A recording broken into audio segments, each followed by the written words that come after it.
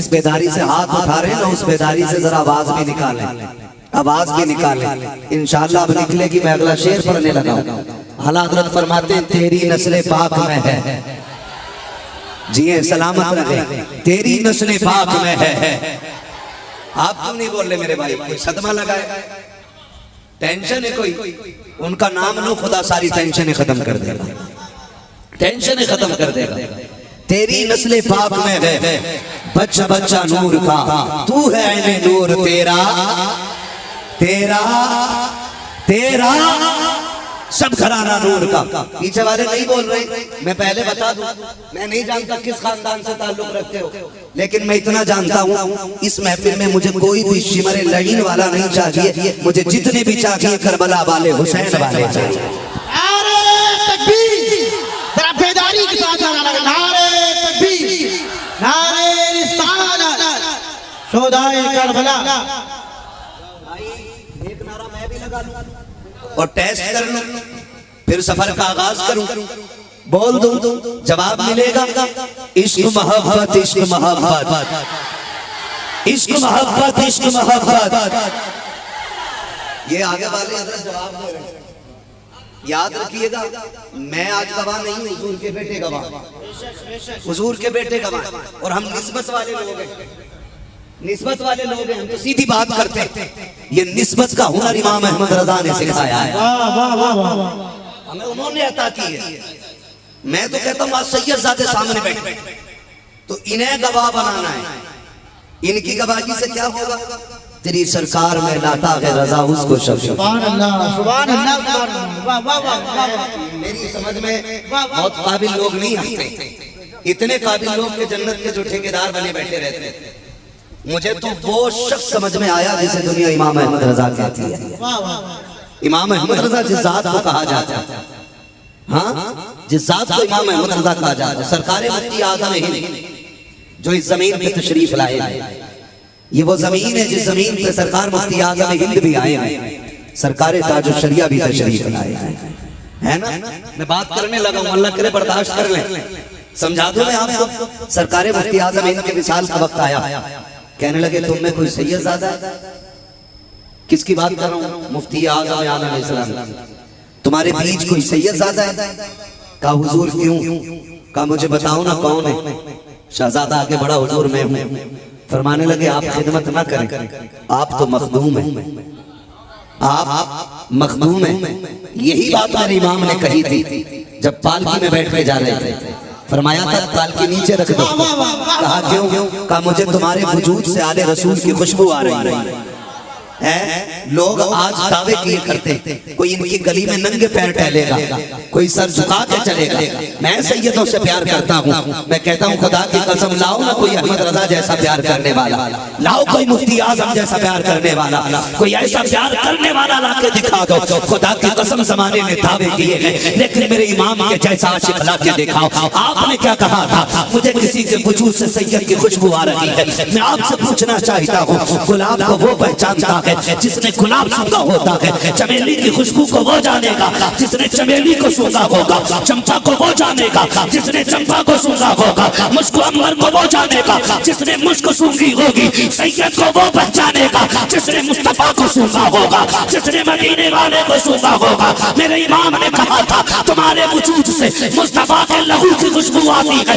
एक सैयदजादे ने कहा था आका मैं खादिम हूँ, मैं मजदूर हूँ, मजदूर से काम लिया जाता है, साथ नहीं पूछी जाती है। आपने फरमाया था मुस्तफा की जात वो जात है जिससे काम नहीं लिया जाता, जिसकी खिदमत की जाती है। और आपने तड़प के कहा था तेरी नस्ल पाक में है, बच्चा बच्चा नूर का, तू है नूर, तेरा सरसराना नूर।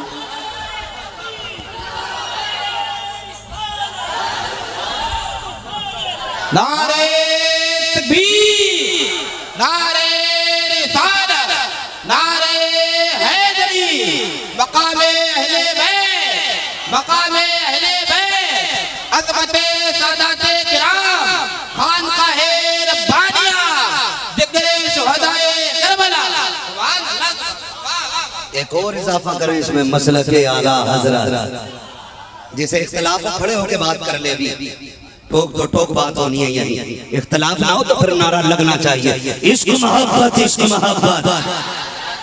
मसलक है आला हज़रत। अल्लाह सलामत रखे, अल्लाह इन फसादों को सलामत रखे, खुदा की कसम अल्लाह सलामत रखे आप लोगों को। अगली बात करूं, मेरे उस इमाम ने कहा तेरी नस्ल पाक में है, तू है ने नूर तेरा, सब घराना नूर का। खुदा की कसम उस घराने की मुकम्मल बात कौन बयान करे, कौन बयान करे, औकात नहीं है। अगर मैं दूल्हा की बात करूं तो दूल्हा को हैदर कर्रार कहा जाता था, दुल्हन की बात करें तो खातून जन्नत कहा जाता है। न इनकी शान का जवाब है न उनकी शान का जवाब, दोनों की शान पे मिसाल है। बात आगे बढ़ानी है, सितारे तोड़कर रुक जाऊं ये मुमकिन नहीं मुझको, मेरे राहे तलब को आसमां के पार जाना है ना। अल्लाह आपको सलामत रखे। बात बता दूं मुकद्दर के धनी हूं, मैं देख रहा हूं पूरा मजमा बड़े दिल से बैठा है, और जब दिल महफिल में लगने लग जाए तो समझ लेना नजर मदीने वाले की हो गई है, सीधी सी बात है। और मैं क्या कहां तक देख सकता हूं मैं दो चार बंदों को, और हो सकता है कल मुझे कोई मिले कि मैं सादात इकराम की महफिल में हाजिर था, आपसे मुलाकात हुई थी, हो सकता है मैं कल कह दूं मुझे नहीं मालूम, मुझे नहीं मालूम, लेकिन जिसकी महफिल में बैठे हो ना, जिसकी महफिल में बैठे हो, खुदा की कसम वो यहां भी पहचानता है, मैदान महशर में भी पहचानता है। हम देखे न देखे करबला वाले देख रहे। अगली बात करूं, अल्लाह करे ये बात आपके दिल में उतर जाए, मेरे बेटे की कोई तारीफ करे मेरा कलेजा ठंडा होगा, हजरत की कोई तारीफ करे तो हजरत के वालिद का कलेजा ठंडा होगा। हम बात हुसैन की कर रहे हैं, खुदा की कसम खातून जन्नत भी मुस्कुराती होंगी, मौला अली भी मुस्कुराते होंगे। बैठे सर बैठे सर, इनसे वफा करें, इनसे प्यार करें, इनसे प्यार करें। ये किसी आम खानदान के परवरदा नहीं है, इनको उस मां ने पाला है जिनको खातून जन्नत कहा जाता है। सैयदा तैयबा तागिरा आबिदा जाहिदा नकिया तकिया ज़किया राकिया साजिदा हाफिजा कारिया आलिमा फाजिला मुफ्तिया हजरत सैयदा फातिमा ज़हरा रज़ी अल्लाह। ये शान किसी की हो तो दिखाओ, ये अज़मत किसी की हो तो बताओ, कौन खातून जन्नत कर दो बात, सुन लेंगे। अल्लाह आपको सलामत रखे। मेरे नबी की पूरी तारीफ आप पढ़ लें, रास्ते में कांटे बिछाए गए, तवज्जो है, सुन रहे हैं ना सामने वाले। खुदा की कसम ये नौउम्र बच्चे जिन्हें बिस्तर पे होना चाहिए था, ये अभी तक महफिल में आके खोल के बैठे, ये बता रहा है इनका बैठना कि ये ऐसे महबूब हैं जिनसे जवान ही नहीं बच्चे भी इश्क किया करते हैं, बच्चे भी इश्क करते हैं। अल्लाह आपको सलामत रखे। मेरे हुजूर की राह में कांटे भी डाले गए, पत्थर भी मारे गए, ठीक है जी, रास्ते भी रोके गए, गड्ढे खोदे गए, कोई बता नहीं सकता मेरे नबी को कभी गुस्सा आया। यहां तक कि ताइफ की बस्ती में हुजूर पे इतने पत्थर बरसाए गए, इतने पत्थर बरसाए गए कि सर से लेकर पैर तक लहू लहू था। नालैन शरीफ में भी लहू। जिब्रील अमीन ने आके कहा था महबूब इजाजत दे, आप कहें तो ये जो पहाड़ है ना इनको उठा कर इनके ऊपर डाल दिया जाए। हवा का फरिश्ता, पानी का फरिश्ता, आग का फरिश्ता सारे आ गए, लेकिन मेरे महबूब ने कहा ना, मैं इन्हें अजाब देने नहीं आया, फरिश्तों रब ने मुझे रहमत बना के भेजा है, रहमत बना के भेजा है। इनकी नस्ल से ऐसे शहजादे पैदा होंगे जो इस्लाम के परचम को लेकर दुनिया के कोने कोने में जाए। ठीक है, इतने सितम के बाद भी उनका अखलाक, मगर जानते एक दिन मेरे नबी की प्यारी शहजादी हजरत खातून जन्नत हजरत फातिमा ज़हरा एक गली से गुजर के जा रही है। उम्र शरीफ 5 या 6 बरस थी। कितनी उम्र थी? 5 या 6 बरस। गुजर के जा रही है, रास्ते में अबू जहल खड़ा था। उसने हुजूर की बेटी को आते देखा, कोई बकवास की, फिर बेटी तो बेटी होती है, बाप के खिलाफ जुमले सुने, खातून जन्नत के कदम रुक गए। फरमाने लगे खबरदार मेरे बाप को कुछ ना कहना, तू झूठा है, रब ने मेरे बाप को सच्चा बनाया। ये बात खातून जन्नत ने कही।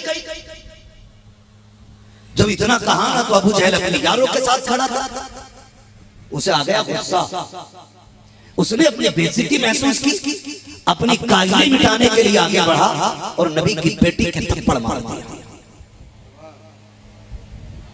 जैसे शहजादी के थप्पड़ लगा, मेरे मुस्तफा का जिगर का टुकड़ा रोते हुए घर आया। अब वो बात याद करें जो मैंने कही थी, मेरे नबी को किसी भी दुश्मन की दुश्मनी पे जलाल नहीं आया, लेकिन जब आज बेटी के थप्पड़ लगा, रोती हुई बेटी घर में आई है, खुदा की कसम नबूवत वाली आंखें बरस गई। मैं आपसे इतनी गुजारिश करूंगा यहां रुक करके कि याद रखिए, बाप बेटी का रिश्ता बड़ा निराला होता है। बाप बेटी को रोता हुआ देखता है तो रो देता है, बहुत ज्यादा खुश देखता है तब भी रो देता है। आपसे इतनी गुजारिश है, किसी की बेटी को बाप के सामने रोता हुआ मत जाने देना, किसी बेटी को बाप के सामने आंसू बहाने की मोहलत न देना। तुम नहीं जानते हो वो बाप जो 18 साल बेटी को सीने से लगा के पालता है, जिसने जिंदगी की सारी कमाई लगा करके बेटी तुम्हारे हवाले की है, जो सब कुछ देने के बाद भी बारात को खाना खिलाते वक्त हाथ जोड़ के कहता है नमक कम रह जाए तो माफ कर देना। खिलाना उस पे वाजिब नहीं था, पिलाना वाजिब नहीं था, कौरने बिरयानी उसके लिए लाजिम नहीं थे, लेकिन जियाफत में उसने क्या ना किया, जमीन बेची तुम्हारे खानों का इंतजाम किया, किडनी बेचकर बापों ने बेटी के इंतजाम किए हैं। आपसे इतनी गुजारिश करना चाहता हूँ, जब कोई तुम्हें बेटी देता है तो तुम उस पर एहसान नहीं करते हो, तुम्हें खुदा का वास्ता है किसी की बेटी को इस नौबत पे मत आने देना कि तेरी वजह से उसकी आंख में आंसू आ जाए, तेरी वजह से बाप रोने लग जाए। तुम नहीं जानते हो जब बेटियां रुखसत होती हैं बाप के जिगर पे क्या गुजरा करती है, खानदान का हाल क्या होता है। तुम तो यही समझते हो कि इसने बिरयानी खाने बुलाया था, कौरमा खाने बुलाया था। मैं जवाब के तौर पर एक बात कहना चाहता हूँ, आज के बाप को इतनी तकलीफ होती है, जरा तारीफ का ये बाप पलट के तो देख, जब मेरे नबी ने खातून जन्नत सैयदा फातिमा ज़हरा को रुखसत किया है, उस वक्त घर में तशरीफ लाए थे, फरमाया था उम्मे सलमा मैं फातिमा को रुखसत करना चाहता हूँ, घर में कोई नई चादर हो तो ले आइए। नबी के इस जुमले से पता चलता है हर बाप जब बेटी को रुखसत करता है अच्छे ही कपड़े पहना के भेजता है, अच्छा लिबास पहना के भेजता है। तुमसे किसने कह दिया कि कुत्तों की तरह मांगोगे तब दिया जाएगा, भिखारी बनोगे तब दिया जाएगा, औकात से गिर जाओगे तब दिया जाएगा। याद रखना, किसी की जिंदगी ससुराल के टुकड़ों पे नहीं गुजरा करती, जिंदगी उनकी गुजरती है जिस पे रब भी मेहरबान होता है, मदीने वाला मुस्तफा भी मेहरबान हुआ करता है। नारे तकबीर, नारे रिसालत। हजरत ने बताया, हेलो आवाज को जरा सा कम कीजिए, पीछे आवाज नहीं आ रही सही से। इसका इको हल्का कम कर दो भाई, थोड़ा इको मेरे को कम कर दीजिए, पीछे आवाज सही नहीं आ रही। हजरत ने बताया इस इदारे के ज़ेरे एहतमाम सैकड़ों तंजीमें हैं जिनका काम यह है कि गरीब बच्चियों के निकाह के इंतजामात करना भी उसमें शामिल है। अलग अलग बहुत सारे काम हैं, अलग अलग बहुत सारे काम हैं, लेकिन अल्लाह भला करे हमारी कौम का। बारातें जाती हैं, बारात जाती है, लोग चलते बारात, कितने कितने जाते होंगे, 150-150, 200 बाराती ले जाते हैं। हाँ, मैं बस वही बात मुझे याद आ गई तो कर जाऊं। तवज्जो है सारे लोगों की, बातें कड़वी हैं लेकिन बर्दाश्त कीजिए। दवा जितनी ज्यादा कड़वी होती है फायदा उतना ज्यादा करती है। जो कड़वी दवा बर्दाश्त नहीं कर सकता वो सेहतमंद नहीं बनेगा, सीधी बात है, उसकी किडनी फेल होनी है। मैं तो एक बात जानता हूं, हजरत खाली मीठा खाने से भी शुगर हो जाती है और खाली कड़वा खाने से भी शुगर हो जाती है। तो कड़वा और मीठा दोनों रखो ताकि आपकी शुगर नॉर्मल रहे, ना हाई हो ना लो हो। समझ ले मेरी बात जो मैं कहना चाहता हूं। हमारी कौम अल्लाह भला करे, जब पता चल जाए आज पता के यहाँ दावत है, बारात की जो कंडीशन है, समझ ले मेरी बात, आज खातून जन्नत के हवाले से ये सबक ले जाए। अपनी बात नहीं कर रहा हूं मैं, सैयदों की मां की बात कर रहा हूं, उनके हवाले से ये बात कर रहा हूं मैं आपसे। ले जाए इस सबक को। जब बारात जानी है तो कह रहा चलना जरूर है हुजूर,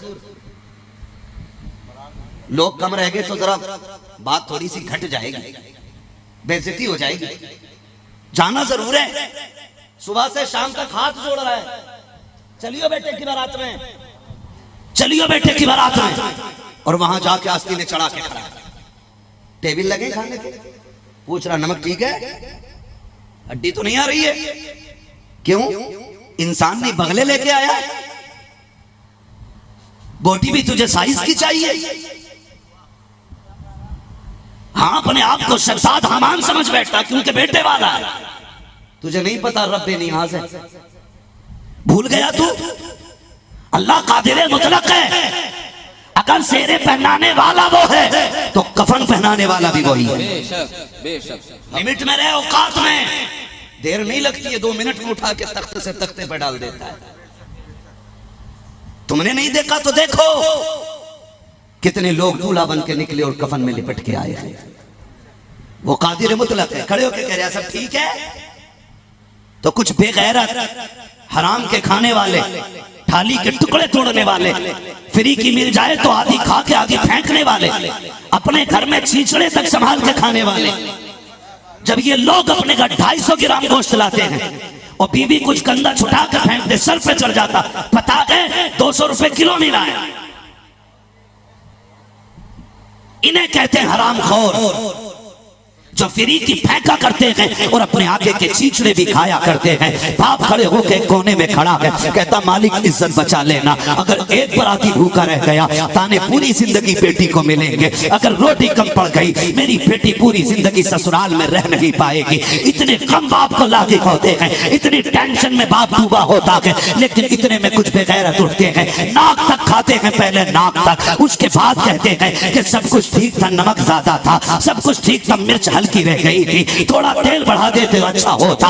मैं कहता हूँ गैरत बेगैरत कर, जबान को लगाम दे। वो देख कोने में बाप खड़ा है, वो उधर देख भाई का चेहरा उतरा है, उसकी तो ये दुआ है इज्जत रह जाए। अगर नमक कम भी रह गया था तो तुझे क्या जरूरत पड़ी थी कि तू उसके खाने में ऐब निकाल रखा है? अगर तुझको नबी से प्यार है, रब को मुंह दिखाने पे यकीन है तुझे, अगर तुझसे किसी ने ये पूछा था कि खाना कैसा है, नमक कम था या ज्यादा, ऐब ना निकालता, कह देता खुदा का शुक्र है उसने इतनी अच्छी नेमत खिलाई है जिसके हम हकदार नहीं थे। तू इतना कह देता, काबे वाला भी राजी हो जाता, मदीने वाला भी राजी हो जाता। नारे तकबीर, नारे रिसालत, उलमाए अहले सुन्नत, सुभान अल्लाह सुभान। आपसे गुजारिश है, आपको पता चले कि जाना है दावत में, ठीक है जी, कर लूं इसमें 2 बातें।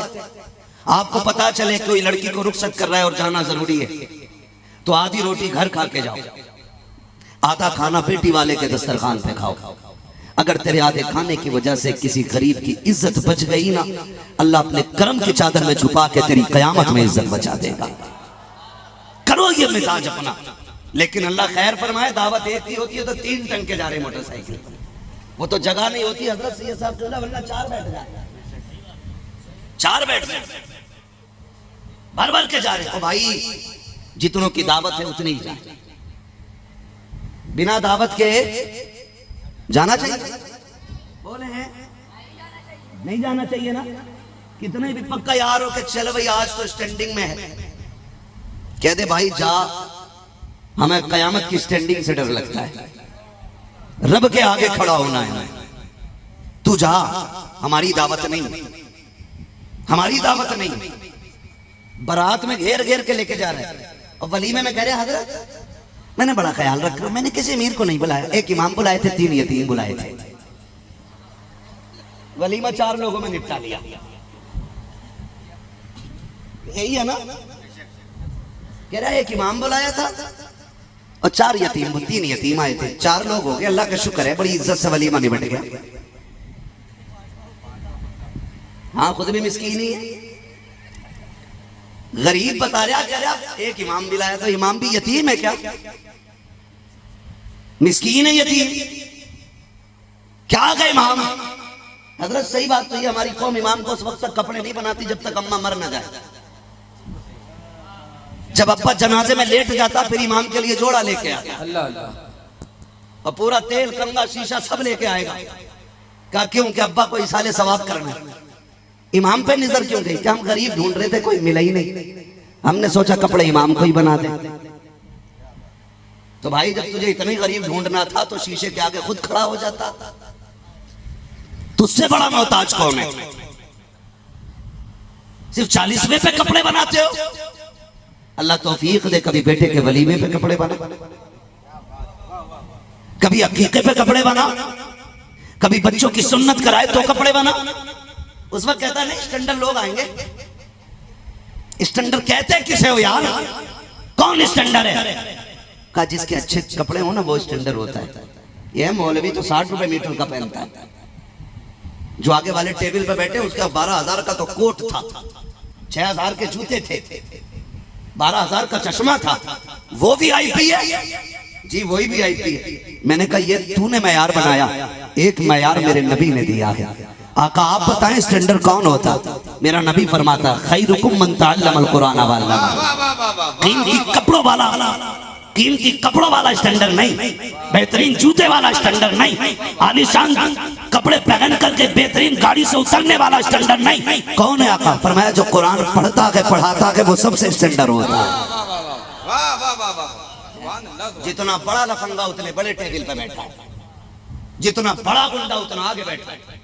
एक शरीफ आदमी को गली से गुजार दो लोग सलाम नहीं करते, और जो 10 साल की 10 मर्डर में काट के आया उसे गुजार दो, पूरा गांव कहे दादा अस्सलाम वालेकुम, चाचा अस्सलाम वालेकुम, आओ पानी पी लो, चाय पी लो।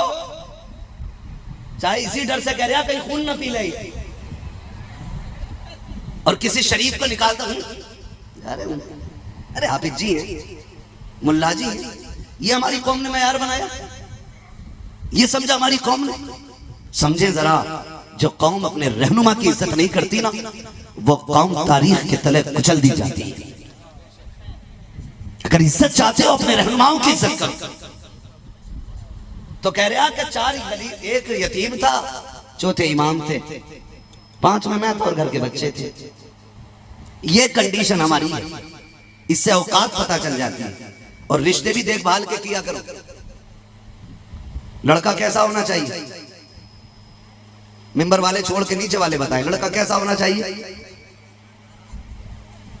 अच्छा होना चाहिए, यानी गाड़ी भी हो, देखने वाले में भी स्मार्ट हो। नहीं, ये देखा करो लड़का दीनदार होना चाहिए। जो बंदा रब का हक अदा नहीं करता वो तेरी बेटी का भी हक अदा नहीं करेगा। जो बंदा रब का हक अदा कर सकता है वो तेरी बच्ची का भी हक अदा कर सकता है ना? तो वहां कोई मसला नहीं।